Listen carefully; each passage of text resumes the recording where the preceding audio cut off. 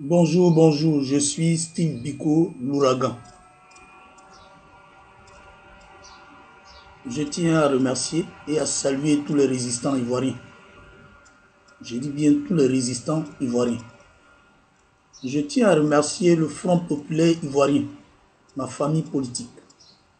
Parce que le Front populaire ivoirien est le seul parti au monde qui prend en compte les militants et les sympathisants. Le Front populaire ivoirien, quand tu regardes le paysage ivoirien en Côte d'Ivoire, le paysage politique, je veux dire, c'est le seul parti qui, dans son programme, prend en compte l'émancipation du peuple ivoirien. Il prend en compte l'émancipation du peuple ivoirien et même africain qui réside sur le territoire des 322 462 km². Mais ce matin, j'aimerais m'adresser à ces leaders, précisément au président de l'UNG qui se nomme Stéphane Kipré.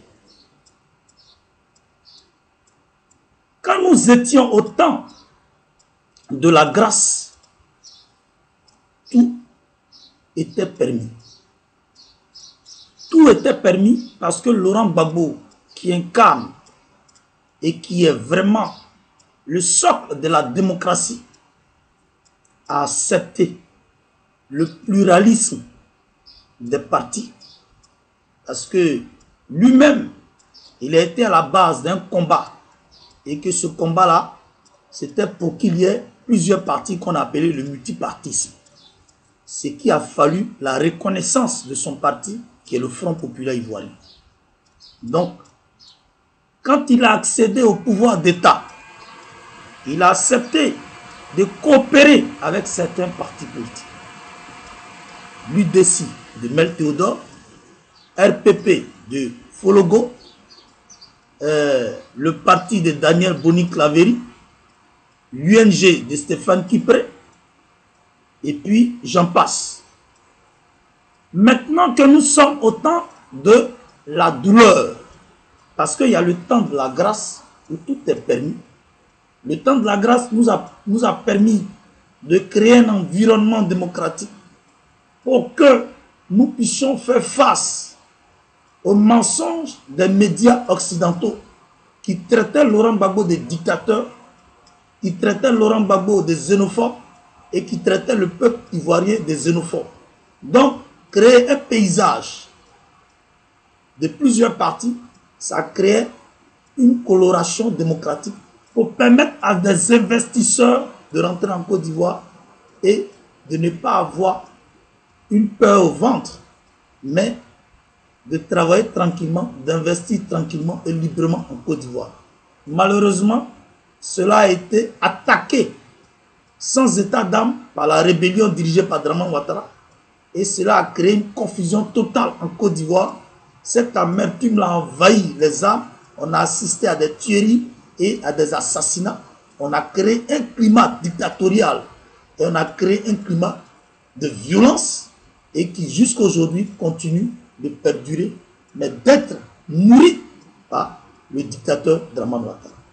Maintenant que nous sommes au temps de la douleur et que le chef, qui est le président Laurent Gbagbo, a été arrêté et puis injustement incarcéré à La Haye, ce dernier souhaiterait que tous nous soyons derrière lui, nous soyons unis autour de lui pour mener un véritable combat contre le système focal.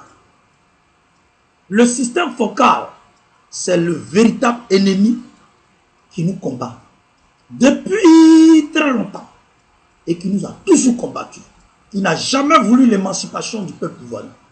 Or, ce système focal a fabriqué des agents qui aujourd'hui sont en Côte d'Ivoire, qui dirigent la Côte d'Ivoire.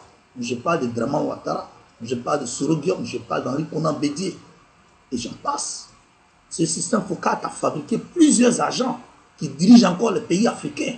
Ce système focal est tellement atroce dans son comportement et très violent dans son comportement que ce système-là a beaucoup d'alliés qui sont les plus grandes puissances au monde. Donc, face à cela, face à ce système avec ses alliés, nous risquons d'être écrasés. Pour ne pas être écrasés, Laurent Gbagbo souhaiterait que ses enfants soient autour de lui. Voilà pourquoi je lance cet appel à Stéphane Kipré et à Blé Goudéchard de se fondre au Front populaire ivoirien. Mais il me semble qu'ils ne sont pas prêts pour ça. Mais aujourd'hui, là, parce que Blé, déjà, j'ai fait plusieurs vidéos le concernant et beaucoup ont écouté, beaucoup m'ont insulté, mais aujourd'hui, certains me donnent raison.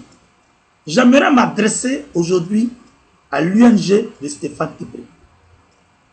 Voilà Stéphane Kipré qui était parmi les leaders de la société politique, de la coloration politique en Côte d'Ivoire, parce que étant président d'un parti, c'est que tu es leader. Donc, qui était accroché au président de la République et non au Front populaire ivoirien. Parce qu'à l'époque, le Front populaire ivoirien était dirigé par Afin Guessan. Donc, aucun parti politique ne voulait s'associer à ce dernier. Voilà. Donc, ils étaient accrochés tous au président Laurent Gbagbo et puis ils ont créé cette fusion-là, où il y a eu cette fusion qu'on a appelée LMP. Maintenant que Laurent Gbagbo vous demande de vous fondre dans le Front populaire ivoirien, il est normal que vous le fassiez. Et si vous refusez, s'il n'y a aucune réaction, ça veut dire que vous avez une ambition que vous ne nous faites pas savoir. Mais moi, je sais ce à quoi vous ruminez et vous murmurez. Toi, Stéphane Kipré, tu vas être président de la République de Côte d'Ivoire. On ne peut pas t'empêcher d'aller plus loin dans ton ambition. Et moi, je ne pourrais pas m'opposer à cela parce que, en tant que citoyen ivoirien, il est normal de ton droit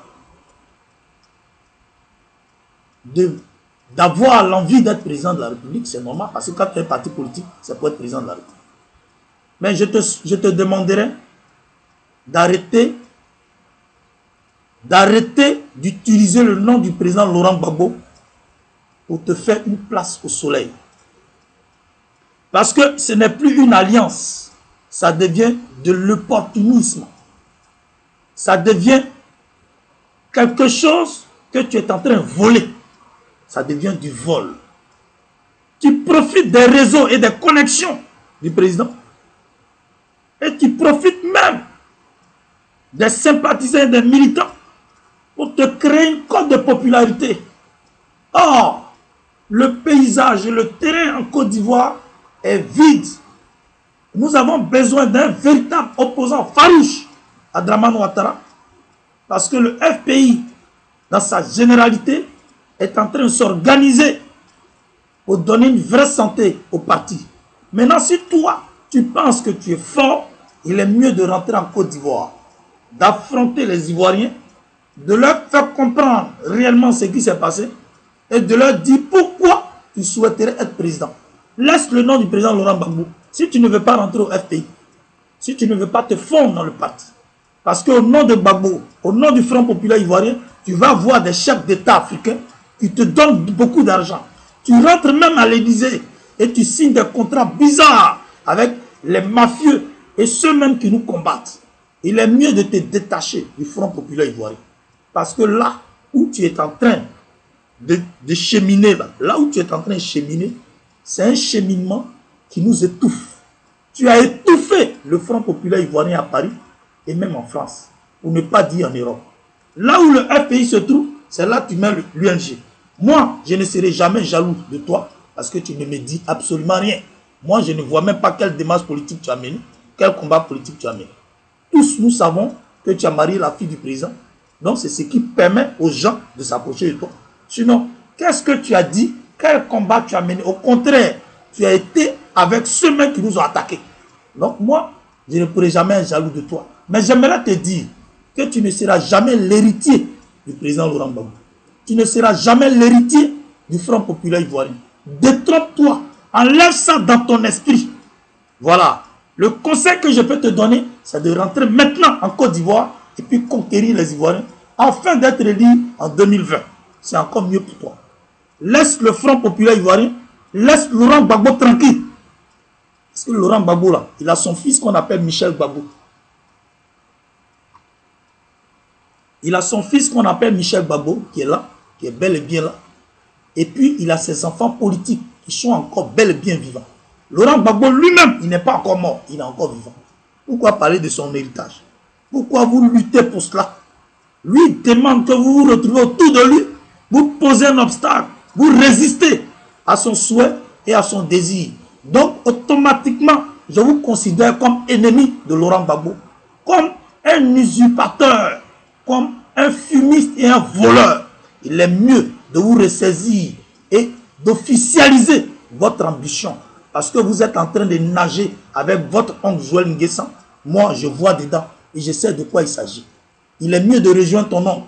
Parce que lui, le RHDP, il est avec Draman. Il pourra te protéger en matière de sécurité. Il pourra te permettre de conquérir les villages et les hameaux à ta faveur. Pour l'instant, laisse le FPI tranquille.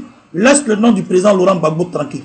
Tous ceux qui suivent l'UNG, qui suivent Stéphane Kipre, je vous informe qu'il ne défend jamais Laurent Gbagbo. Il n'a jamais défendu Laurent Gbagbo, il ne le défendra jamais parce que son ambition, c'est que Laurent Gbagbo reste éternellement en prison et que lui, Stéphane Kipre, il puisse être accepté par tous les Ivoiriens et qu'il puisse avoir gain de cause en association avec son oncle Joël Nguessan. Leur objectif, c'est de tuer politiquement le président Laurent Gbagbo. Je vous informe et je crois que je serai sur lui jusqu'à ce qu'il rentre au pays ou bien il rentre au FPI. Point final.